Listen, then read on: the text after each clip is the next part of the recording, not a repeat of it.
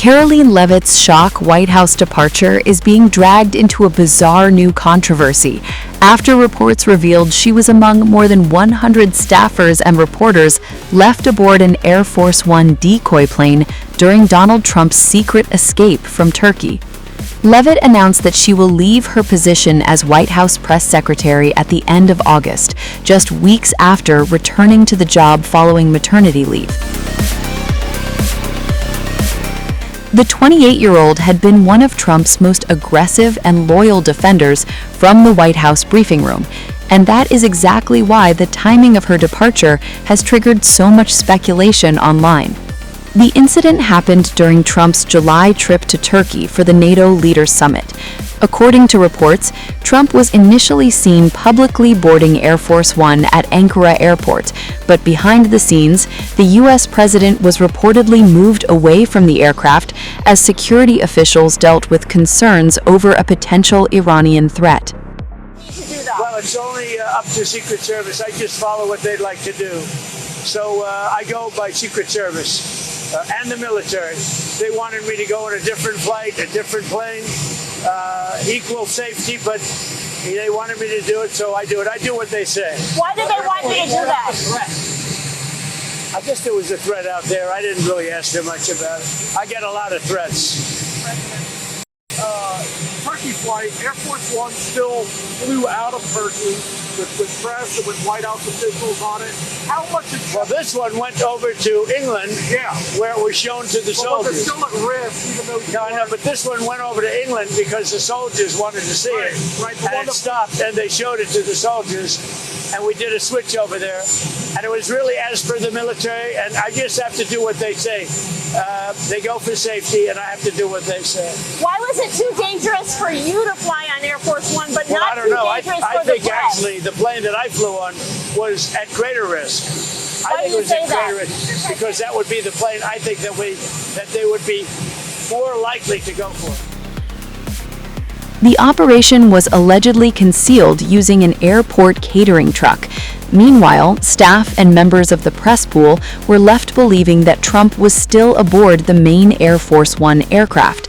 That aircraft then operated as a decoy, and according to CBS News, more than 100 staff members and reporters were aboard that plane, including Karoline Leavitt. A video has since surfaced appearing to show Leavitt aboard the Air Force One decoy aircraft at Ankara Airport on the evening of July 8th. That revelation has now added fuel to the online theory surrounding her sudden departure. The theory is dramatic.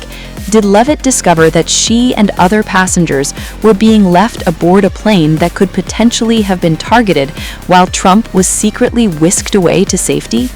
There is no confirmation that this is why Leavitt resigned. There is also no public evidence establishing that Leavitt believed she had been deliberately put in danger. But that has not stopped social media from connecting the dots.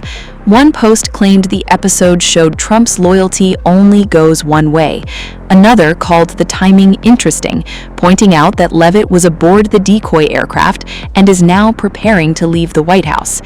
And some critics went even further, accusing Trump of cowardice and arguing that his security operation effectively left journalists and staff behind as potential decoys. One post claimed the episode proved Trump had no problem walking over others as long as he avoided danger himself. Those are online reactions and allegations, not established facts, but the circumstances surrounding the flight switch are real enough to raise questions. While he was quietly moved to a military jet over an alleged Iranian threat, reporters and staff were left aboard a decoy Air Force One. Trump's secret escape from Turkey is now raising explosive questions.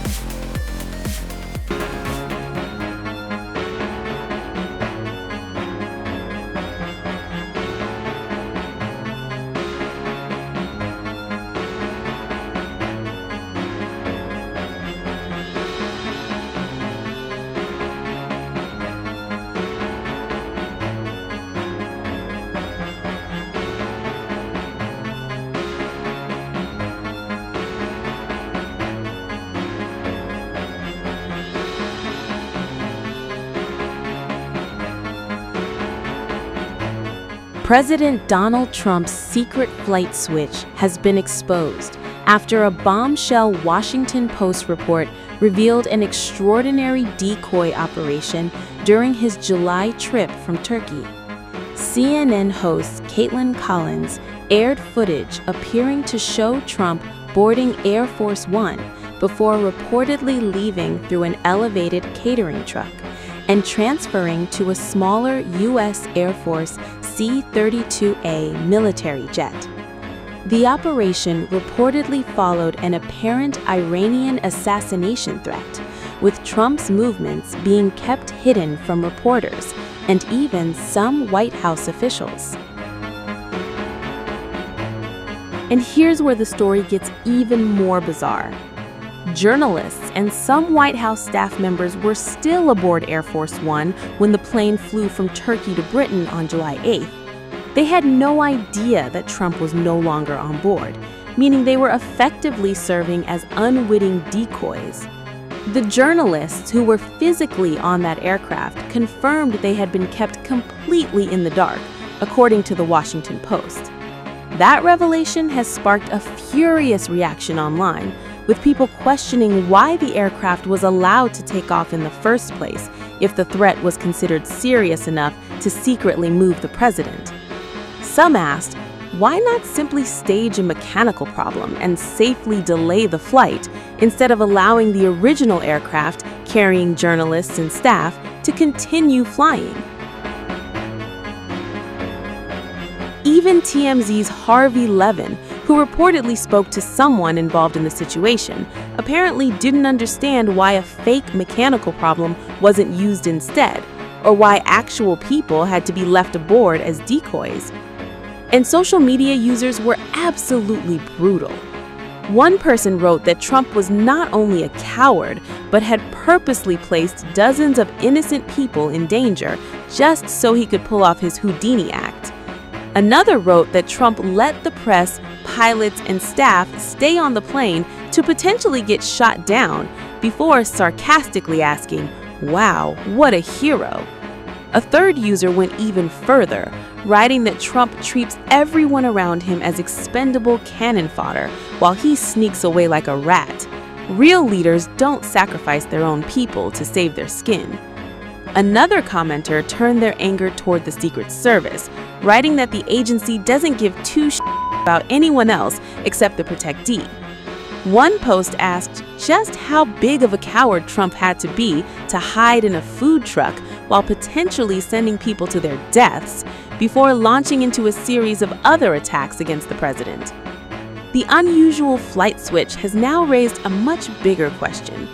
And why use a plane full of journalists and staff as the apparent distraction instead of staging a simple mechanical issue and finding another way to protect the president?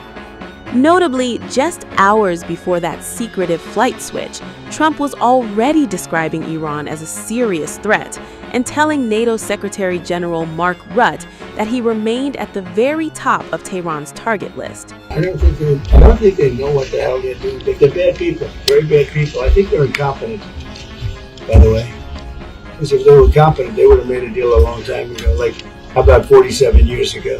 So they've been in trouble for 47 years, and we took out their first set of leaders, we took out their second set of leaders. They want to take out the U.S. leader, me. I'm on every list. I saw a thing this morning, I'm on every single one of their lists. And so far, I guess I've been get lucky, but that maybe doesn't last very long. Because that's the way it goes. We have great people. But these are evil, sick people, and we have to rid their cancer. Their cancer. And you know what you do? You got to cut out cancer early. Man, that's the way I feel. And during a separate media address that same day, Trump returned to the subject, talking about the dangers that come with being president, and again claiming that Iran considers him its #1 target. Yeah, please go ahead. Mr. President, Tyler Pager with the New York Times. Last month you said Iranian leaders were very rational people, nice people to deal with, strong people, smart people. Today you said they were scum, sick people, and being led by sick people. What changed, and do you think... I got to know him. So Well, I got I've said that about a lot. Now, when you say rational, I think they're much more rational than level 1, level 2. Level 1 is gone, level 2 is gone. This is level 3. I think they are more rational, but based on their actions over the last week or two, they're not doing a service to the people. And I think more than anything else is I got to know them. And I'm not sure I want to make a deal with them. We can play games, but I'm not sure I want to make a deal. Let's just finish the job. Yeah, please, go ahead. Go ahead. Go ahead. Go ahead. I'd like you to address speculation that you're leaving Ankara not in the new Air Force One because of security concerns involving Iran. You've spoken today twice about them possibly assassinating you and possibly being successful. Did that concern have something to do with it? Well, I speak about it a lot because, you know, the life of a president is very dangerous. It's 5.2%. You know what a race car driver is? 1/10 of 1%. A bull rider, that looks pretty dangerous to me. It's 1/10 of 1%. No, it's 5.2% is you don't make it. You should have told me, you're an excellent reporter. You should have told me that years ago. Maybe I wouldn't have run. It's a very dangerous profession. No, I'm number 1 on the kill list for Iran. They're lovely people. I'm number 1. So I don't know. I can't tell you that, but I don't really care because I'm doing my job and I'm doing it, I hope, better than anybody's ever done it, because we have a country that's hot and really, really successful. But I mention it only because it's on the list. I mean, it came out. There was another list came out yesterday, and I'm number 1 on. I like being number 1 on TikTok better, but I'm number 1 on the list for killing.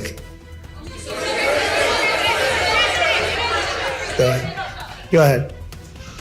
Hey, Sean McCreesh, New York Times. But why aren't you flying the new plane home?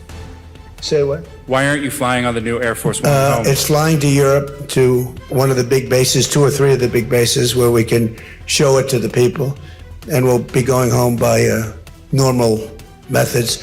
But we have it going to Europe, to a couple of bases, actually 1 in particular, but it's going to go to a couple of bases, so the soldiers can see it because it's truly magnificent.